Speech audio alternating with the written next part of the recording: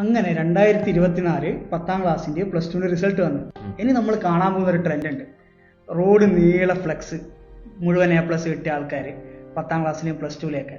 അപ്പോൾ ഇതൊക്കെ കണ്ടുകൊണ്ടിരിക്കുന്ന മാർക്ക് കുറഞ്ഞ കുട്ടികളും അല്ലെങ്കിൽ ഒരു വിഷയങ്ങളൊക്കെ തോറ്റ കുട്ടികളുണ്ട്. അവരുടെ അവസ്ഥ എന്തായിരിക്കും എന്നുള്ളതാണ്. നമ്മളിപ്പോ തോറ്റുപോയി എന്ന് കരുതി നമ്മളിപ്പോ ഒരു എക്സാമിനെ തോറ്റുപോയെ, ജീവിതത്തിൽ തോറ്റുപോയെന്നല്ല. ബേസിക്കലി എനിക്ക് തോന്നിയിട്ടുള്ള ഒരു കാര്യം എന്താണെന്ന് വെച്ച് കഴിഞ്ഞാല്, തോൽവി എന്നൊക്കെ പറഞ്ഞ ഈ റിജക്ഷൻ എന്ന് പറഞ്ഞ ശരിക്കും റീഡയറക്ഷൻ ആണ്.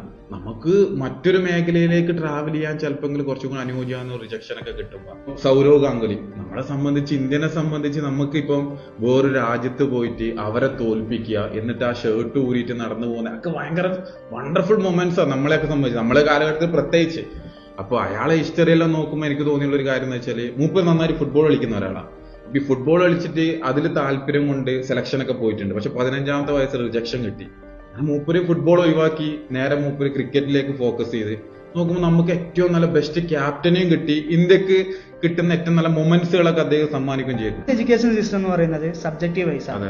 ഇപ്പൊ എക്സാമിൻ ചെയ്തിരിക്കുന്നതും അത് മാത്രമാണ്. നമ്മുടെ കഴിവ് എന്താണോ, നമ്മുടെ പാഷൻ എന്താണോ, അതൊന്നുമല്ല ഇപ്പൊ നമ്മളിപ്പോ എക്സാമിന് റിസൾട്ട് ആയിട്ട് വന്നിരിക്കുന്നത്. അപ്പം ജീവിതത്തിൽ സക്സസ് ആണെന്നുണ്ടെങ്കിൽ നമ്മുടെ പാഷൻ എന്താണോ, നമ്മുടെ കഴിവ് ഏതിലാണോ അതിൽ നമ്മൾ കോൺസെൻട്രേറ്റ് ചെയ്ത് ചെയ്യാന്നുള്ളത്. ഇപ്പം തോറ്റവർക്ക് ഇനിയും അത് വിജയിക്കാനുള്ള, എക്സാം ബേസ് വിജയിക്കാനുള്ള മാർഗങ്ങൾ, ചാൻസസ് ഉണ്ട്. അതിൽ നോക്കുക എന്നുള്ളത്.